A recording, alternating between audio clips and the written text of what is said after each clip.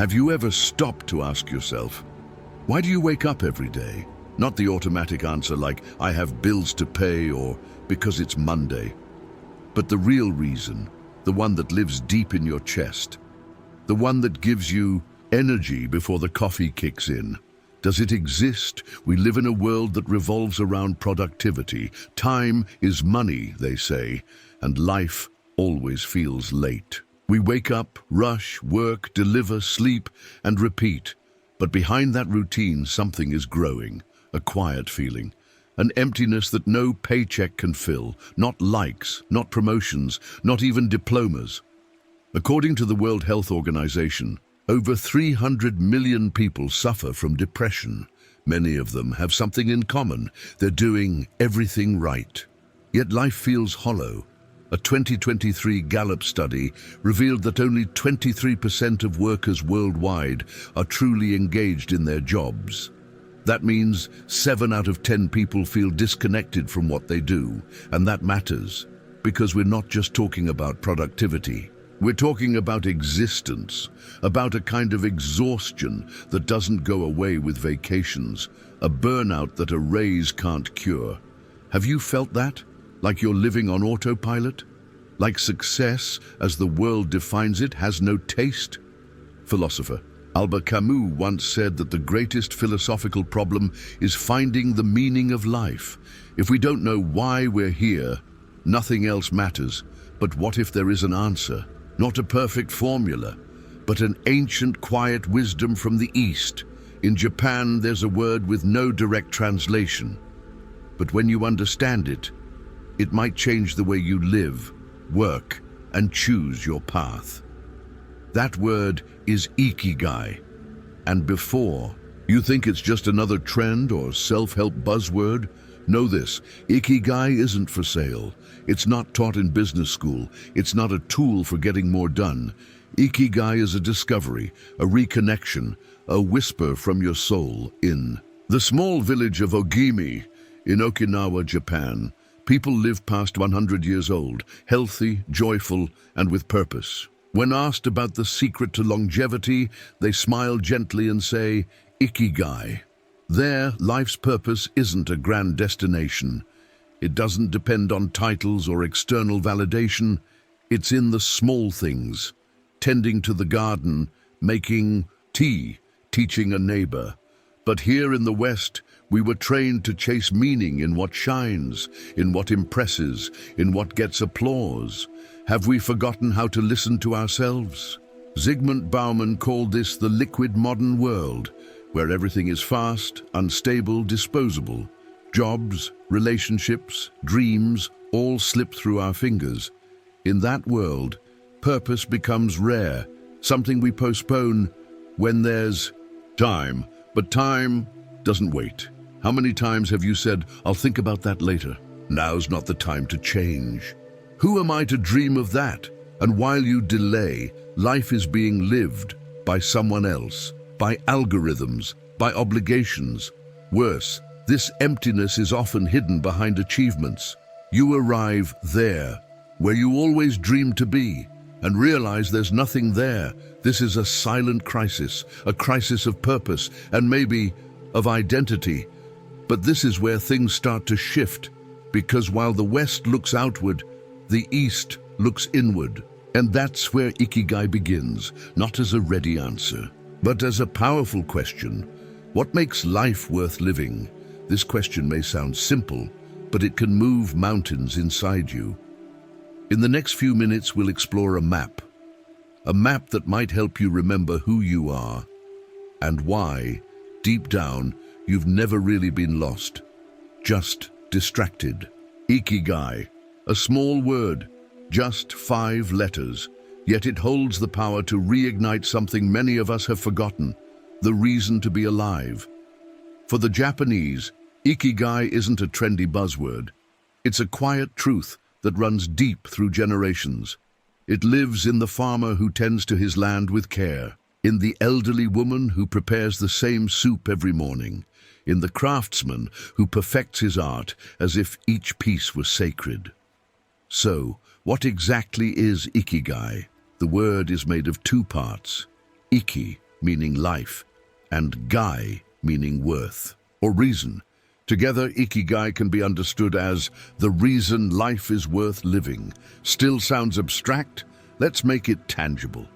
Imagine a diagram with 4 overlapping circles. Each one represents a core part of your existence, what you love to do, what you're good at, what you can be paid for, what the world needs, where all 4 meet. That's your Ikigai.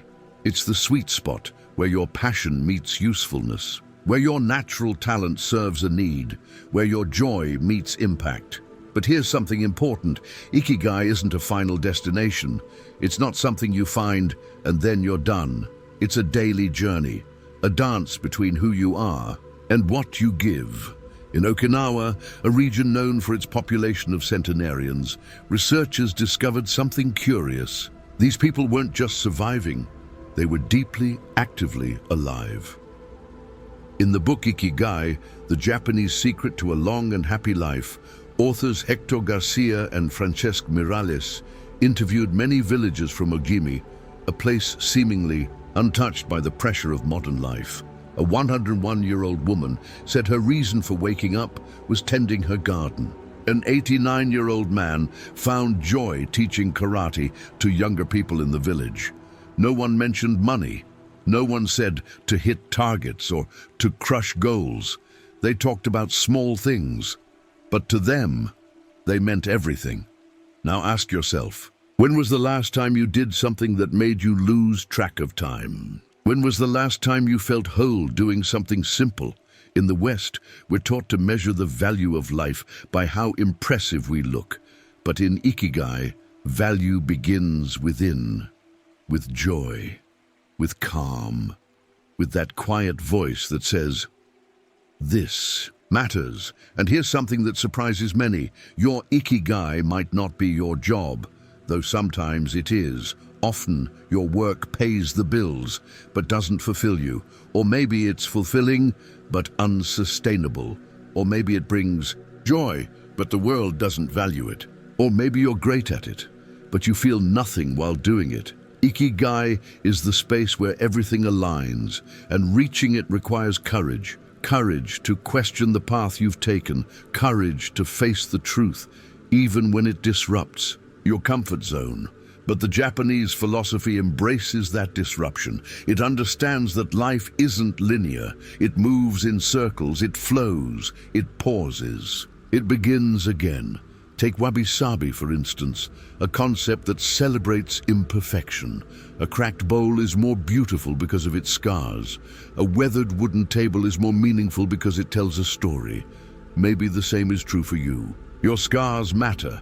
Your weariness means something. Your discomfort isn't weakness, it's a signal. There's also shokunin, the spirit of the artisan who seeks mastery not for applause, but for honor, doing the same thing every day, but with deeper care, better focus, more soul. That's Ikigai. It's not about being seen. It's about being true.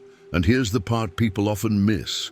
You don't need a new life to live your Ikigai. Maybe you just need to look at your current life differently. The Stoics in ancient Greece believed something similar. They said, "We can't control what happens to us, only how we interpret it." As Epictetus wrote, "It's not things that upset us, but our judgment of them." What does this have to do with Ikigai? Everything. Because often, your purpose isn't about changing everything. It's about finding new meaning in what's already there. Maybe you don't need to quit your job or move away. Maybe you just need to pay attention to how you treat the people around you, how you prepare your food, how you write a message, how you breathe in the quiet. Ikigai lives in intention. And when you start to live that way, everything shifts. Mondays stop being punishment. Obstacles become part of the path. Routine becomes a sacred ritual. Of course, it's not easy. The world is loud. It wants you to forget yourself, but the louder it gets, the more precious your inner silence becomes. And it's in that silence that Ikigai appears, not as a final answer, but as a guiding light, a light that doesn't fade. Even in the darkest hours, So don't rush to find answers. Start by asking better questions. What would I do, even if no one paid me? What do I do effortlessly with joy? What do people always come to me for? What around me is quietly asking for my help? These questions won't solve your life overnight, but they'll open doors you might have closed long ago, doors that lead you back home, to yourself, and maybe, and just maybe, your purpose was never far away. It was just waiting for you to look inward. Now that you understand what Ikigai means, the next question is, how do you actually live it? Because understanding isn't enough. Transformation comes from experience, from action. And here's the truth. You don't need to change your job, move to a different country, or reinvent your entire life to find your Ikigai. What you need is a new way of relating to what's already around you. Let's clear something up first. Ikigai doesn't have to be huge. You don't need to change the world. You don't need to leave a legacy. Your purpose could live in the smallest moments and still be everything. In Japan, Ikigai is often so embedded in daily life that people don't even talk about it.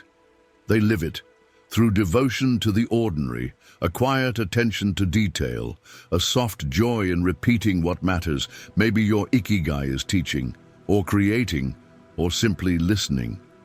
Maybe it's how you uplift someone when they feel invisible. Maybe it's how you hold space, not just for others, but for yourself. So how do you find it? Start by observing yourself gently and honestly.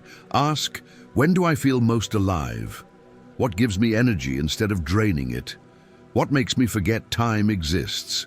What brings me a sense of quiet joy or deep fulfillment? Don't overthink.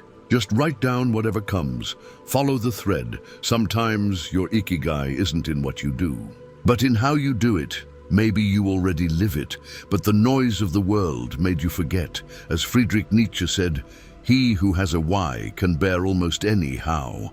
That's the power of Ikigai.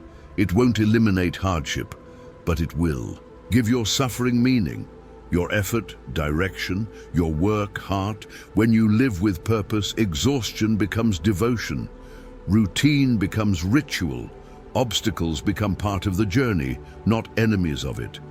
But don't expect your Ikigai to stay the same forever. It grows with you.